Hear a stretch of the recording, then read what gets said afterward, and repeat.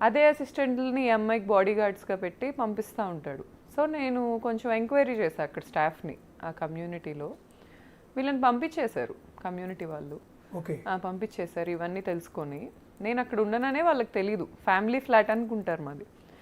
నేను ఎంక్వైరీ చేస్తే వాళ్ళు ఏమన్నారంటే బ్లాక్ వెన్యూ కార్లో వస్తుంది మేడం ఆమె. బ్లాక్ వెన్యూ కార్ ఆవిడది, నెంబర్ కూడా ఉంది నా దగ్గర, నోట్ చేసుకున్నా. ఆ ఫుటేజెస్ కూడా ఉన్నాయి.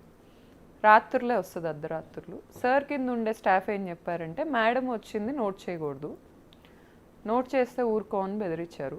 ఓకే, మేడం చాలా సెలబ్రిటీ, మేడంని నోట్ చేయకూడదు, మేడం సార్కి పర్సనల్, పంపించాలి అని చెప్పారు. నేను డిస్టర్బ్ అయ్యా. అంటే నాకు అయిన డిస్టర్బెన్సెస్లో ఇది ఒకటి. ఈ అమ్మాయితో ఉంది అనేది నాకు 2023లోనే తెలుసు. వాళ్ళిద్దరి మధ్య ఎఫ్ఐఆర్ ఉంది నేను అనుకుంటున్నా. నాకు ఉంది అని అతనైతే అడ్మిట్ చేయాలి. అతను చెప్పాడు నాకు 2023లో నువ్వు ఎఫ్ఐఆర్ నాకు పెడితే నేను పెడుతున్నాను అని ఎలిగేషన్.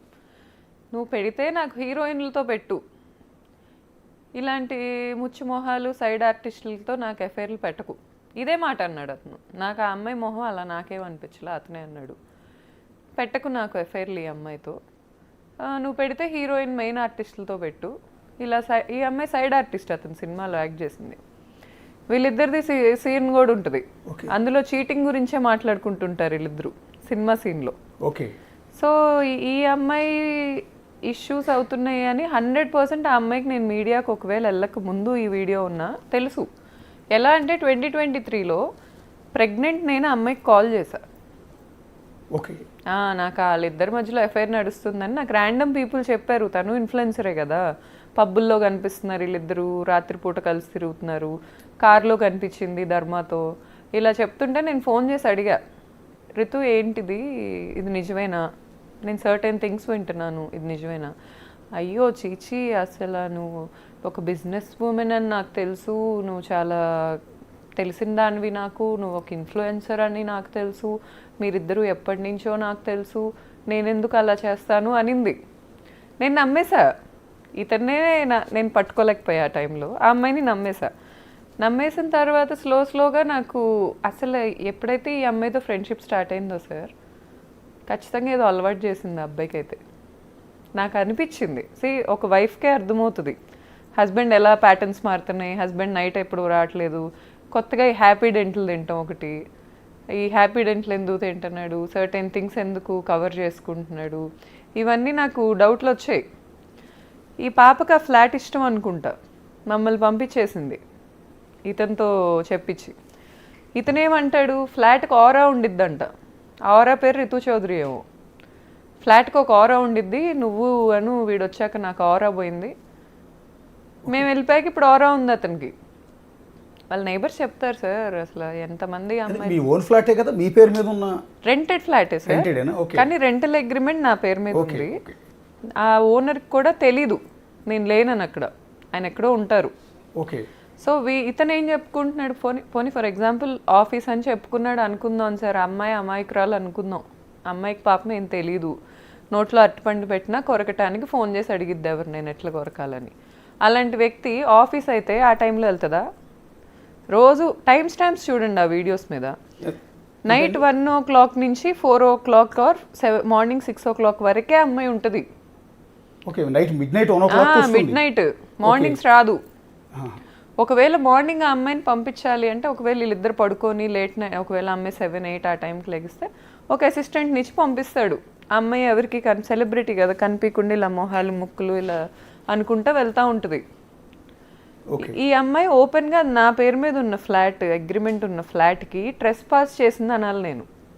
నా రైట్ లేకుండా అర్ధరాత్రులు వచ్చి నా హస్బెండ్తో ఉంటానికి తను ఎవరు? మనం లాజికల్గా మాట్లాడాల్సింది ఏంటంటే, చాలామంది ప్రశ్నిస్తూ ఉంటారు, తప్పేంటి, ఆడమగ మధ్య స్నేహం ఉండకూడదని. ఎంత స్నేహం ఉన్నా ఒక అమ్మాయి అర్ధరాత్రి 1 o'clock అతను ఫ్లాట్కి వచ్చింది, అతను కూడా సింగిల్గా ఫ్లాట్లో ఉంటాడు. ఆ మహాతల్లి 1 గంటకు వచ్చి తెల్లారుదాం 4 గంటలకు వెళ్ళాల్సిన అవసరం ఏంటి అనేది ఇక్కడికి వచ్చింది. సో దీన్ని ఆడమగ మధ్య స్నేహం అనుకోవాలా, అక్రమ సంబంధం అనుకోవాలా, ఇంకోటి అనుకోవాలా? సార్ వాళ్ళిద్దరు ఇంటిమేట్ వీడియోస్ కూడా ఉన్నాయి నా దగ్గర. కానీ నేను ఒక సంస్కారవంతమైన కుటుంబం నుంచి వచ్చాను, ఒక ఆడపిల్ల పెట్టడం నాకు ఇష్టం లేదు. ఇప్పుడు దాకా ఇవి కూడా నా దగ్గర లేవన్నారు సార్. ఇతనికి ఒక టీం ఉంది, ఈ యాంటీ హిందూ యాంటీ నేషనల్ టీంని పట్టుకుంటాడు ఇతను. వాళ్ళు ఏంటంటారంటే నాకు మెసేజ్ల్లో లేకపోతే ఫేక్ యూట్యూబర్స్కి డబ్బులు ఇచ్చి ఏం మాట్లాడిస్తారంటే నా దగ్గర ఎవిడెన్స్లు లేవంట. అతని తలకొరివి అతనే పెట్టుకుంటున్నట్టు నా దగ్గర ఉన్నాయి, నేను వదలట్లా. ఎందుకంటే అతని మీద ఒకప్పుడు ఉన్న ప్రేమ మీద రెస్పెక్ట్ అనుకోండి, లేకపోతే ఆ అమ్మాయి కూడా ఒక కుటుంబానికి చెందిన ఆడది కదా, ఎందుకు చేయటం అనే పాయింట్లో నేను వదలట్లా. కానీ వీళ్ళకి ఆగదు అది. అంటే ఆ వీడియోస్ మీ దగ్గర ఎట్లా అంటే ఐ మీన్ సార్ అది నా ఫ్లాట్ సార్, అక్కడ ఏమన్నా చేసుకునే రైట్ నాకుంది. నేను సీసీటీవీలు పెట్టుకుంటా, లేకపోతే నేను కెమెరాలు పెట్టుకుంటా. What ever. అంటే బెడ్రూమ్లో సీసీ కెమెరాలు పెట్టారా? I have full rights to put anything sir. I have full rights to put anything. మిమ్మల్ని దాన్ని ఏమంటారు పై క్రాస్ చేయటం లేదు. నేను అనేది ఏంటంటే మీ బెడ్రూమే కదా, మీ నా బెడ్రూమ్ bedroom మీరు సార్, నన్ను ఖాళీ పంపించేశారు చేసేసిన తర్వాత కదా. కావాలని ఇతని మీద అనుమానంతో కెమెరాలు పెట్టించారా లేకుంటే? సార్ యాక్చువల్గా నన్ను అతను జనవరి 9th 12th నేను ఆ ఫ్లాట్లోంచి బయటకు వచ్చేసా. ఓకే. తర్వాత నేను 2 days హాస్పిటలైజ్ అయ్యా వీళ్ళ అరాచకాలన్నీ తెలిసి, ప్యానిక్ అటాక్స్కి గురయ్యి. తర్వాత అతనే నాకు ఒక ఇల్లు ఎతికి నన్ను బయటికి పంపించాడు. ఓకే.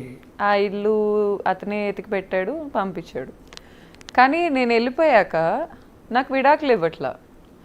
మళ్ళీ కలిసి ఉంటాను అని వచ్చి చెప్తాడేమో అనే హోప్ ప్రతి ఆడదానికి ఉంటుంది.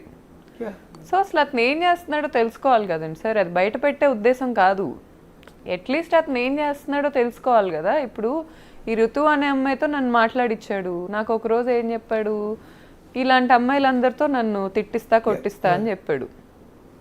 ఇప్పుడు వీళ్ళ అతని దగ్గరికి ఎందుకు వస్తున్నారో ఆ అమ్మాయిని అడగాలి, అతను ఎందుకు పిలుస్తున్నాడో అతను అడగాలి.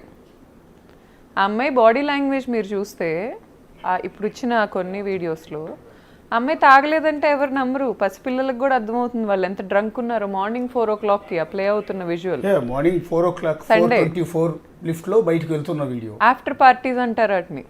పార్టీ అయిపోయాక ఆఫ్టర్ పార్టీ తెచ్చుకుంటున్నాడు ఆ అమ్మాయిని ఇంటికి. ఓకే.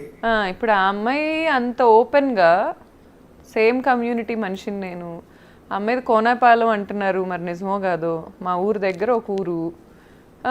ఎంత కాదనుకున్నా నేను ఒక ఇన్ఫ్లుయెన్సర్ని, నాకు ఎప్పటి నుంచో హైదరాబాద్లో సర్టెన్ కాంటాక్ట్స్ ఉన్నాయి. నా ఇంటికే అమ్మాయి అలా వచ్చిందంటే ఎంతమంది ఇళ్ళకి వెళ్తుంది అనుకోవాలి నేను ఈరోజు. ఆశ్చర్యం ఏంటంటే మీరు చెప్తుంది 2023లో కూడా వీళ్ళిద్దరి మధ్య రిలేషన్ ఉంది అనేది మీకు కొంత అనుమానం ఉంది. అనుమానం ఇద్దరి మధ్య డిస్కషన్ కూడా వచ్చింది. అనుమానం ఎప్పుడు లేదు అతని మీద, కానీ క్లారిటీ ఉంది. ఓకే. కానీ ఇంత వివాదం